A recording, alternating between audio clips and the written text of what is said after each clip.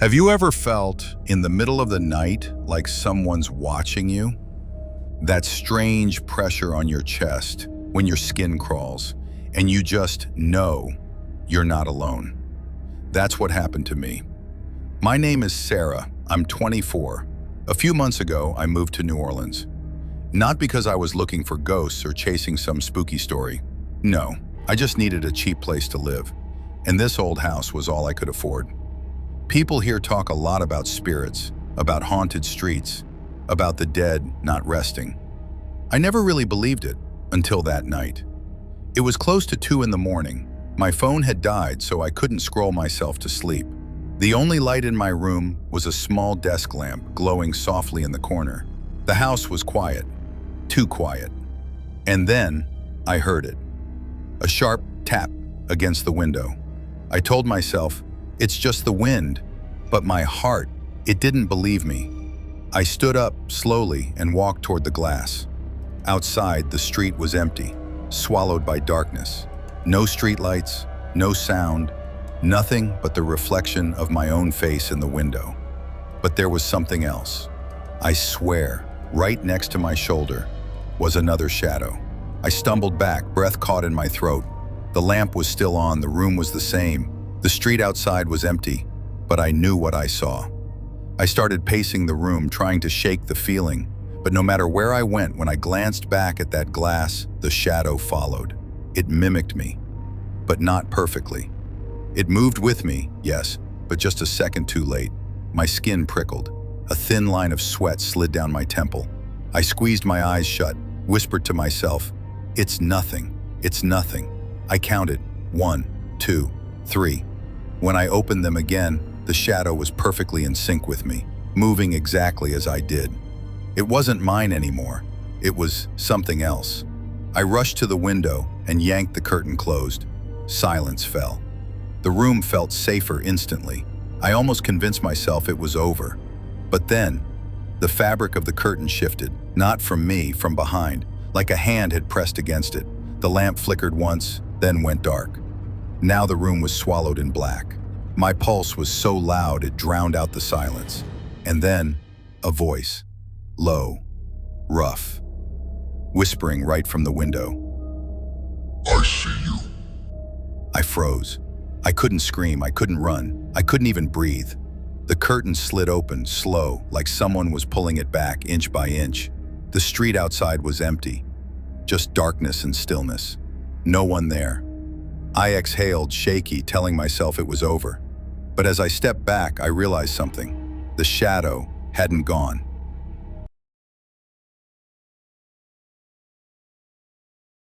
I'm Michael, 28, and I work night shifts at a hospital here in Seattle. And knew the way to seem from they are mirroring that music. All the most consolger, and they're just from many repeaters that they're going to help. That night it was drizzling, and I was just heading home. I knew the weight it really going to get docks. Seattle streets in the rain. They have this strange vibe, especially at midnight when no one's around. You know, the streets all to stun, to commence. I was passing by this old house, the one that's always dark. You said it house, you did not sending on the Zoom. I was passing by these 5 hours, and many much a rain. Something told me to stop. In one model, I looked up, and I saw someone standing behind the window. But I turned out and these guy was Angus and Legnist in message, but the weird part was the glass was fogged and finger marks on it spelled my name. My hands went cold. I was sure no one had seen me there. In one model, just standing behind the window. The weird part was the child retrain. I stepped back, pulled out my phone to shine a light, but when I did, the window was empty. In no name, no marks, I hurried toward my apartment. In model, in no song, it's well made, it's not real sense. I wanted out this well-made in sex arm, that feeling wouldn't leave me. And right as I reached my door and dropped my key in, I heard a voice behind me, and you a whisper right in my ear. Why did you come back? I dropped the key and turned around. The man from the window was right there, behind me. His eyes completely black, and then everything went dark. When I woke up, I was in a hospital bed. The nurses said they found me unconscious in front of my building. But I still know that man was there until the very end.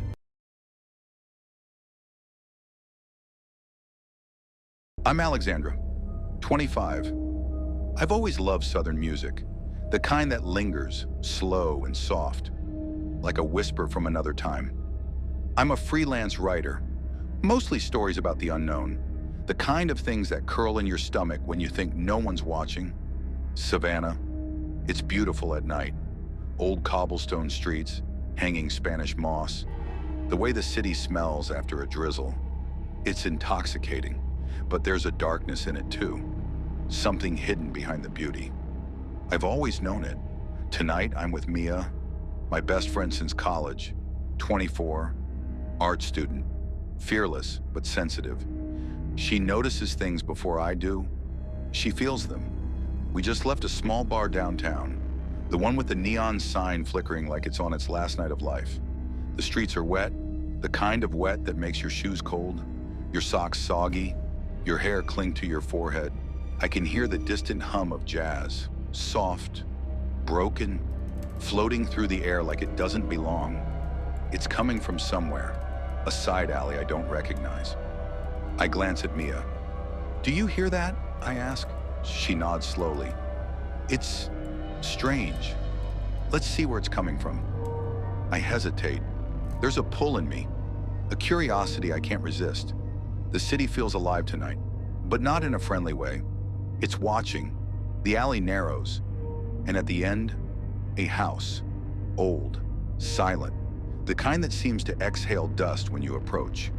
The wooden door is half open, creaking slightly with the breeze. I can see faint shapes inside, shadows cast by the dim glow of the moon through cracked windows. "Are you sure about this?" Mia whispers, tugging my sleeve. I try to smile. "It's just an old house, probably abandoned." But my voice feels weak, hollow. The floorboards groan under our steps. Dust rises in lazy spirals around us. There's a strange scent, like paper in decay. Something metallic too, like iron. My skin prickles. The room is bigger than I expected. Long, narrow, with tattered furniture and broken picture frames lining the walls. A thick layer of dust coats everything. I can see our footprints as we move. In the center, a record player. Old, antique, and it's spinning, but no one touched it. Mia freezes. "How?" I can't answer. My throat feels dry. The needle hums softly, playing a song that isn't mine, but somehow familiar. It feels like someone is whispering through the music. No one, but the sound persists. Closer, closer, like it's threading through the room itself.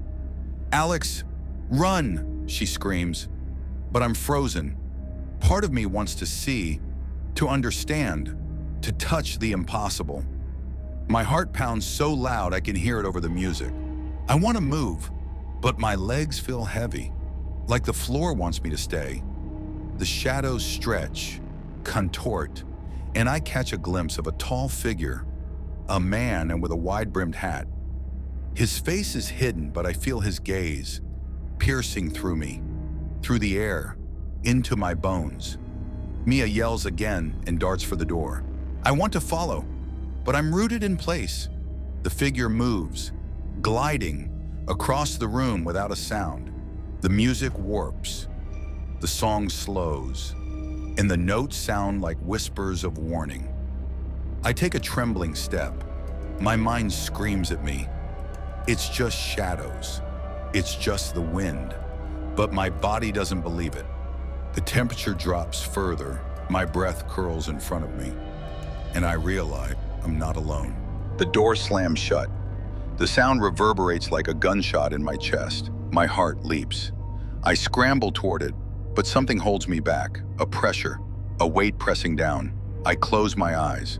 I tell myself it's a trick, a hallucination, maybe even a test of courage. But deep down, I know I've crossed into a place that doesn't like to be seen. Finally, I push the door with every ounce of strength left. It opens just enough. I grab Mia's hand and pull her into the alley. We run, feet slapping wet stones, hearts hammering, the music behind us, faint, but haunting, following. We make it back to the main street, lights of the city, ordinary, safe, but I can't shake it. The house, the music, the shadow, it lingers in my mind. Every time I close my eyes, I see it. At night, I wake up, heart racing. I hear the faint scratch of vinyl, the whispers of breathing, the tall hat shadow moving along my walls. Mia sleeps next to me, oblivious, and I pretend I do too. But the truth is, I'll never forget that night. Savannah felt alive, but not in a friendly way. Something watches, waits, and remembers.